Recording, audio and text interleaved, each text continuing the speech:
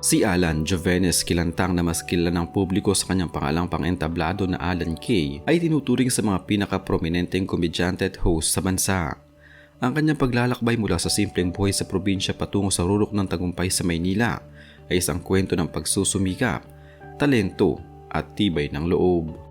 Isinilang si Alan Jovenes Kilantang noong Disyembre 13, 1958 sa lungsod ng Bacolod na matatagpuan sa lalawigan ng Negros Occidental. Lumaki siya sa isang simpleng kapaligiran kung saan ang kultura ng mga Negrense na kilala sa pagiging malambing ngunit masayahin ay labis na naka-impluwensya sa kanyang personalidad. Ang kanyang kabataan sa Bacolod ay hindi naging marangya ngunit napuno ito ng mga pangarap. Maagang natuklasan ng kanyang pamilya at mga kaibigan ng kanyang likas na hilig sa musika at pagpapasaya. Ang pag-awit ang naging unang pintuan niya upang maipahayag ang kanyang sarili. Isang kakayahan na kalaunan ay naging isa sa kanyang mga pinakamalakas na sandata sa mundo ng showbiz. Matapos sa kanyang pag-aaral, ipinasya niyang gamitin ang kanyang boses upang kumita ng salapi. Nagsimula siyang kumanta sa iba't ibang lokal na banda at mga maliliit na bar sa Bacolod. Noong taong 1995, ang naging pinakamahalagang yugto sa karera ni Alan Kay dahil ito ang taon ng kanyang malaking pagkakatuklas. Noong panahong iyon, ang longest running noontime variety show sa Pilipinas, ang 8 Bulaga, ay naghahanda para sa kanilang makasaysayang paglipat mula sa ABS-CBN patungo sa GMA Network. Sa isang press conference na idinaos para sa anunsyong ito, isang mamamahayag na madalas manood sa The Library ang nagtanong sa mga producer ng programa kung mayroon silang mga bagong mukha o talento na ipakikilala. Binanggit ng reporter ang pangalang Alan Kay at ang kanyang natatanging galing sa Malate. Ang producer ng show na si Antonio Toviera ay walang kamalayan na ang kanyang sariling mga anak ay madalas ding manood kay Alan Kay sa naturang bar. Dahil sa rekomendasyong ito, personal na binisita ng pamunuan ng programa ang comedy bar ng sumunod na gabi upang mapanood ang kanyang aktwal na pagganap. Humanga sila sa kanyang natural na karisma at agad siyang binigyan ng pagkakataon na sumalang sa telebisyon. Ang unang paglabas ni Alan Kay sa 8 Bulaga ay naganap noong 1995 sa sikat na segment na Bulagaan. Ang kanyang pagganap ay agad na pumatok sa mga manonood dahil sa kanyang kakaibang mukha, malakas na tawa at kakayahang makipagsabayan sa mga veteranong host tulad ni Tito Soto, Vic Soto at Joey De Leon. Dahil sa magandang pagtanggap ng publiko, ginawa siyang regular na host at binigyan ng sariling segment na pinamagatang Alan Knows Best. Sa segment na ito, nagbibigay siya ng mga nakatutuwang payo sa mga suliranin ng mga manonood na lalong naglapit sa kanya sa masang Pilipino. Ang kanyang kasikatan ay mabilis na lumago dahil hindi lamang siya umasa sa nakasulat sa script, kundi kilala siya bilang impromptu comedy o biglaang pagbibitaw ng mga banat na hango sa sitwasyon. Ang kanyang katanyagan sa telebisyon ang nagbukas din ng mga pinto upang makapasok siya sa pag-arte sa mga pelikula at iba pang mga programa sa telebisyon na nagpatibay sa kanyang posisyon bilang isang permanenteng haligi ng komedyang Pilipino. Sa kabila ng kanyang tagumpay sa harap ng kamera, ang personal na buhay ni Alan Kay ay hindi nailigtas mula sa mga matitinding pagsubok at trahedya. Isa sa mga pinakamalaking usapin at emosyonal na dagok sa kanyang buhay ay ang sunod-sunod na pagpanaw ng kanyang mga mahal sa buhay sa loob ng maikling panahon.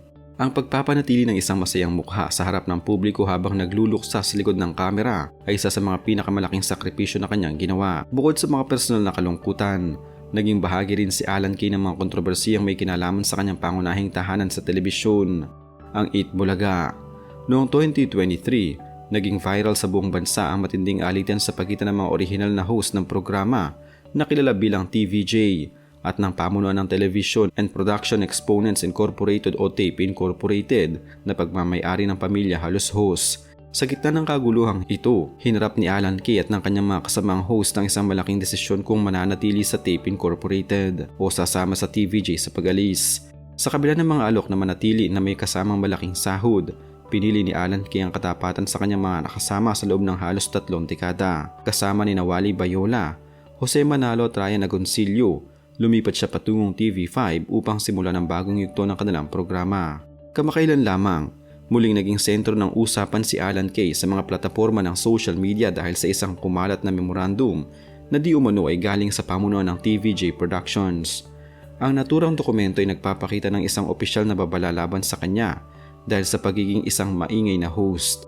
Ayon sa memo, maraming nagrereklamo dahil sa kanyang malakas na pagkantang nagaganap sa loob ng dressing room ng mga host sa mga oras na inilalaan para sa siesta o pagpapahinga ng mga mainstay at crew ng 8 Bulaga. Agad itong naging viral at nagdulot ng iba't ibang haka-haka sa mga netizens kung suspendido ba ang komedyante o may hidwaan sa loob ng produksyon.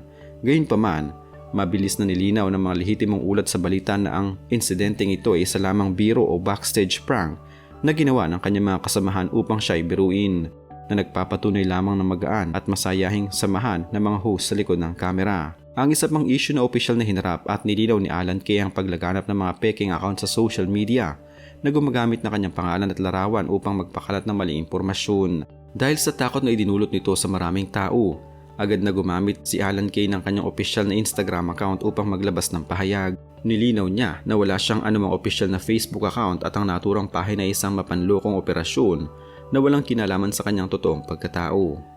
Kapag pinag-uusapan ang buhay negosyo ni Alan Kay, hindi maaring maihiwalay ang kanyang pangalan sa mga sikat na comedy bar sa Quezon City.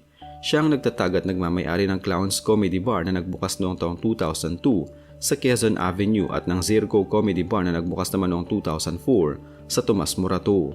Sa loob ng halos 2 dekada, ang dalawang establishmentong ito ay naging mga pangunahing palatandaan ng buhay gabi sa lungsod. Ang mga bar na ito ay hindi lamang naging lugar ng libangan, kundi naging mahalagang lunsaran din para sa mga bagong komedyante. Maraming sikat na personalidad sa kasalukuyan tulad ni Kay Brosas at iba pang mga stand-up comedian ang nagsimula at nahasa ang talento sa ilalim ng pamamahala ni Alan Kay. Ang Clowns at Zirco ay palaging dinarayo ng mga tao dahil sa kalidad ng programang kanilang inihahandog gabi-gabi. Gayunpaman, ang pagdating ng pandemya ng COVID-19 noong taong 2020 ay nagdulot ng isang malubhang hagupit sa industriya ng mga comedy bar sa buong bansa. Sa pilitang ipinasara mga establishmento na nangangailangan ng personal na pagtitipon ng mga tao. Ang kawalan ng mga customer sa loob ng maraming buwan habang patuloy ang pag-abang ng mga bayarin sa upa ng lupa, kuryente at buwis ay nagdulot ng matinding pagkalugi sa pananalapi ng kanyang kumpanya, ang Clowns Comedy Bar Incorporated. Noong Hunyo 2020, matapos ang pakikipagpulong sa kanyang general manager na si Lito Alejandria at sa kanyang mga empleyado, formal na inanunsyo ni Alan Kay ang permanenteng pagsasara ng Clowns at Zirco. Naghahain siya ng bankruptcy dahil sa hindi niya na kayang sustensyahan ang mga naiipong bayarin at lumalaking lugi. Ang pagsasarang ito ay nagdulot ng labis na kalungkutan sa industriya ng aliwan dahil ito ang nagtapos sa 18 taon ng ligaya at tawanan na ibinibigay ng mga naturang comedy bar. Bukod dito, ang mga manonood ay unti-unti ring lumipat sa mga digital na plataforma tulad ng YouTube at TikTok upang manood ng mga komedya. Bagamat may mga maliliit na pagtatangka at mga bagong bar na umuusbong, ang dating ningning at laki ng Clowns at Zirco ay hindi pa muling naibabalik sa parehong antas sa mga bagong hamon sa merkado. Sa kasalukuyang panahon, si Alan Kay nananatiling lubhang abala sa kanyang karera sa telebisyon. Siya ay patuloy na naglilingkod bilang isa sa mga pangunahing host ng Eat Bulaga na ngayon ay napapanood na sa network ng TV5.